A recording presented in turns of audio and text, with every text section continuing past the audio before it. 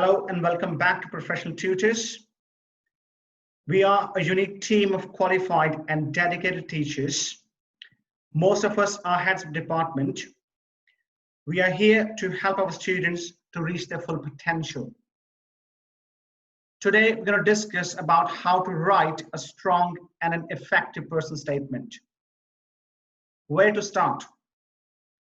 Research is the key to making the right choices. So you have to think about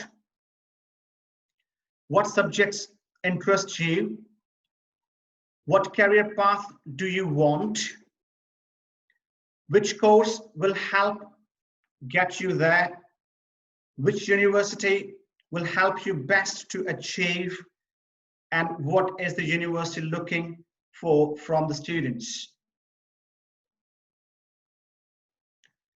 It's not as scary as people think.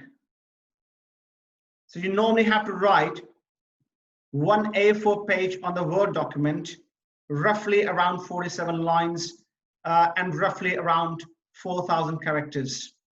And that's the chance for you to show that you are the right candidate for the course. Talk about your commitment, talk about your enthusiasm, talk about your dedication. Think about going above and beyond the course. Always include things you have done that will help you to get there. And also talk about your plans in the future after university. Talk about your skills and qualities and how those skills and qualities will help you in your course. What future plans do you have that the course will help you achieve? What will university help you become? Talk about all these things. Does your personal statement shows that you have done some research? Have you highlighted what the universities are looking for? And always keep your personal statement course related. Use the statement to stand out from the crowd. Allow the reader to understand why you would be a good candidate for the course.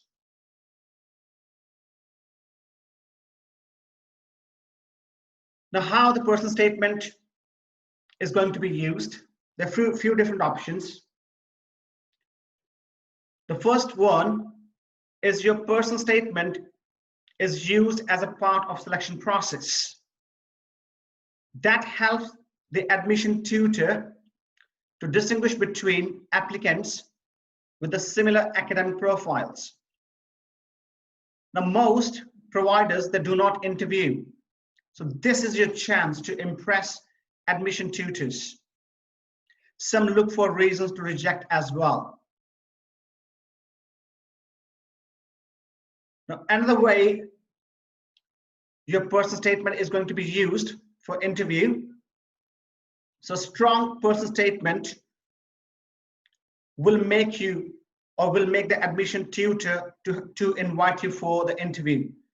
So if you are lucky enough, if you have been invited to attend the interview, always keep a copy of your personal statement to keep the memories fresh in your mind.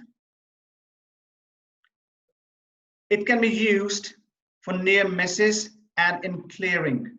Now we'll talk about this later in this video. What admission tutors tell UCAS what they're looking for.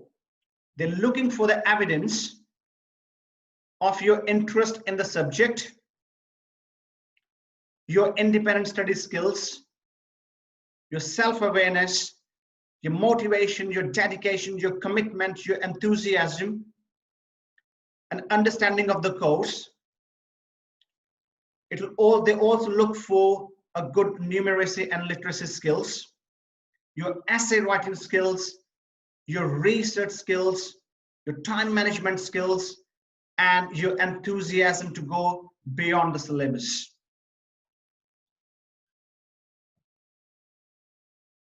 What can you write about? So where to start? The first starting point, why do I want to study the course? And also, why am I the most suitable for the course? So when you write the personal statement, talk about the activities you have done.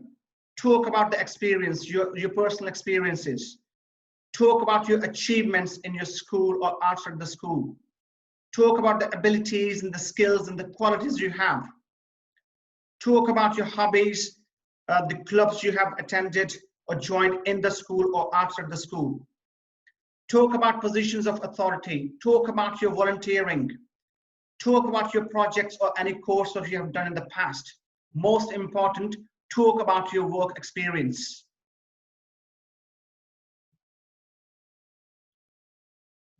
Now that's the ABC guide to write an effective personal statement.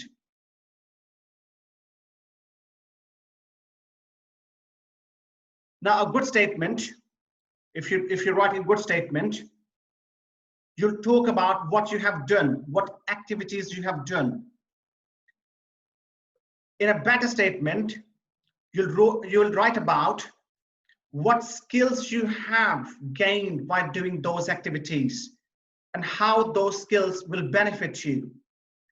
The best personal statement, you have to talk about the skills you have gained by doing those activities, how these relate to your course.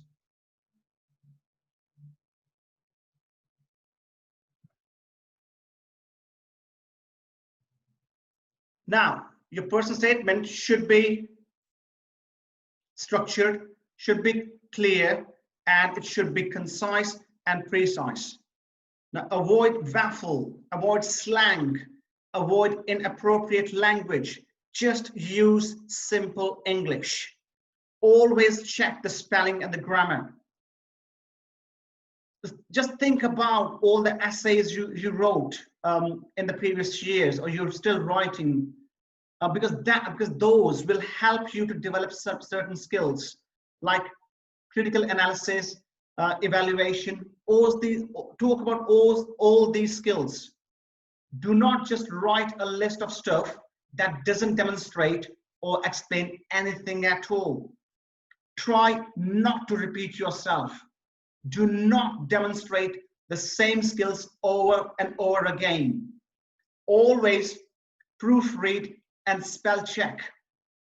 Because if you don't check it, what kind of impression does this give to the admission tutor about you, about your work ethics, about the type of students you would be at the university?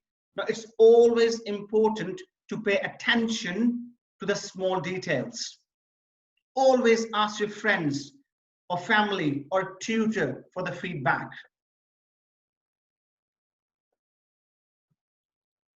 Now here is an example format for a personal statement.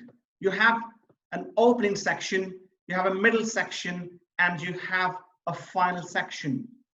In the opening section, that provide an insightful reason for choosing the subject. It also demonstrates commitment to the subject and the course.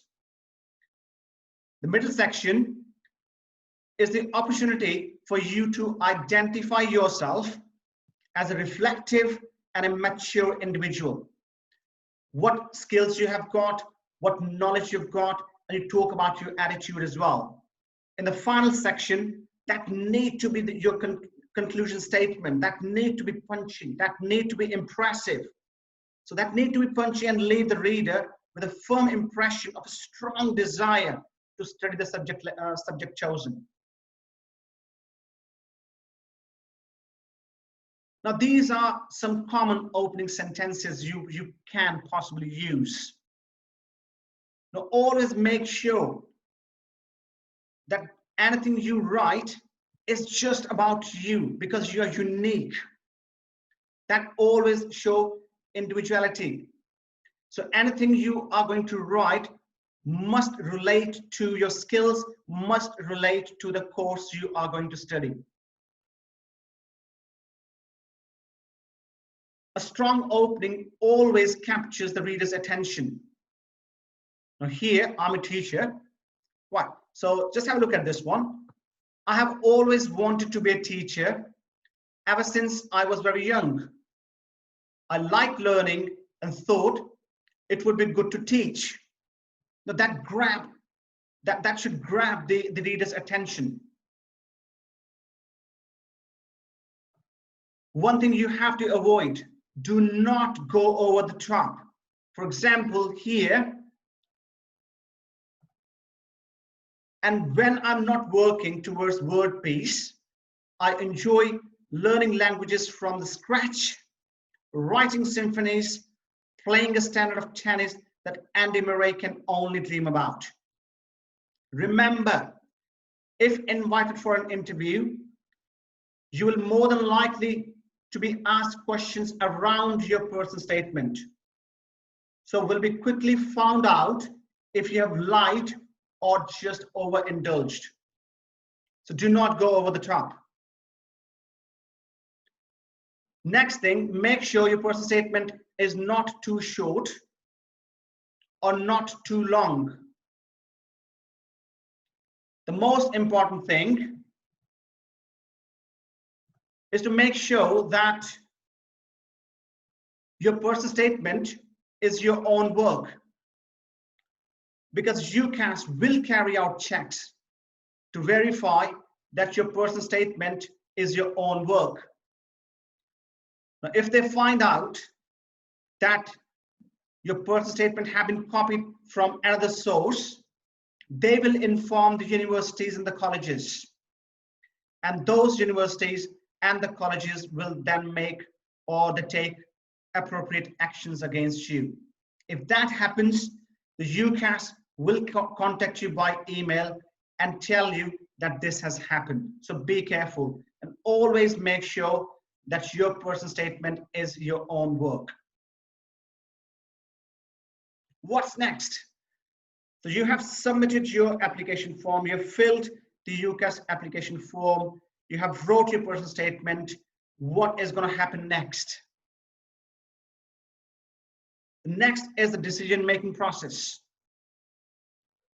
So after viewing and reviewing your application form, your information, the admission tutor will make one of the three decisions. The first one, either the course provider will give you unconditional offer. We always hope for this. Or they will give you a conditional offer. Or you might be unsuccessful, but don't worry about that. There are ways around this. Or there's one more possibility, that they will suggest you a place in an alternative course you might be interested in. Now that is what the conditional offer looks like. This is just an example. The course provider can ask you, okay, we want 240 UCAS tariff points, or we want a B or a C or a D or an A or an A star in A levels, a merit or distinction B Tech and all that. Or it could be a combination of both, the UCAS tariff points and the grade. For example, in here, this course provider is asking for 240 points and a B in maths.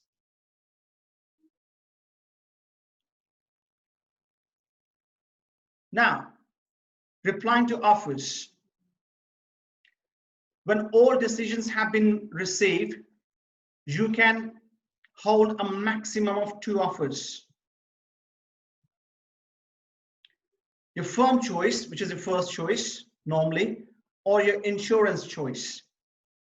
Now your firm choice, where you really want to go, that's always, or most of the time, that's your first choice. Or your insurance choice is somewhere you would be happy to go if you don't get into your firm choice. All other offers will be declined, and make sure you reply to those offers on time. It's very important. So once you have received offers from all the choices, you have to reply to your offers by the due date. Because if you don't reply on time, you will lose your offers. and we don't want that.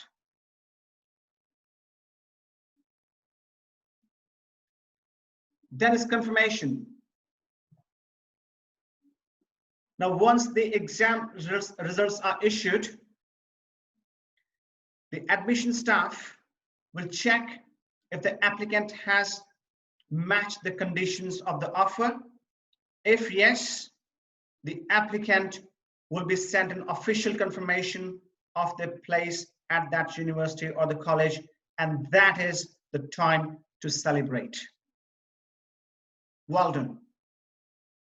If not, what are the other possibilities?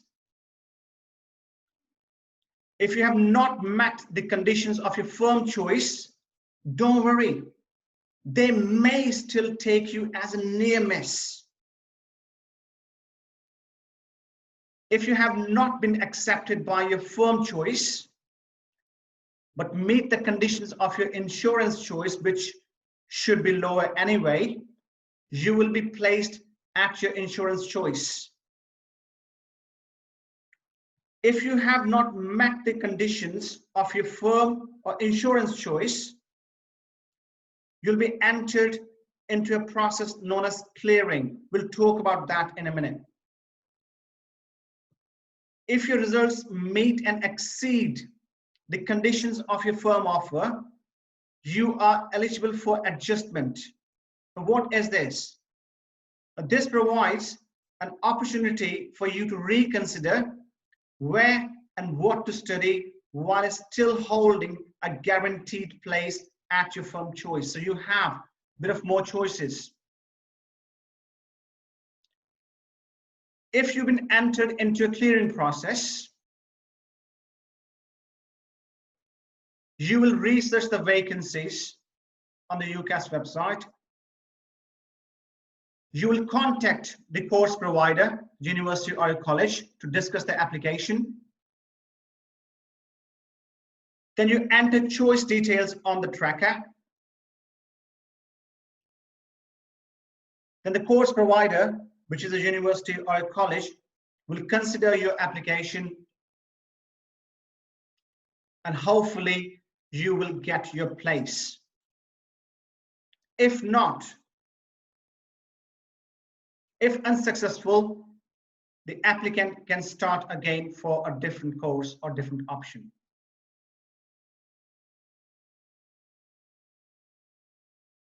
Now, there is a lot of information available out there. You can visit www.ucas.com to look at all the information. You can watch lots of videos on ucas.tv, or you can use that ucasconnect.com to join UCAS on the social media.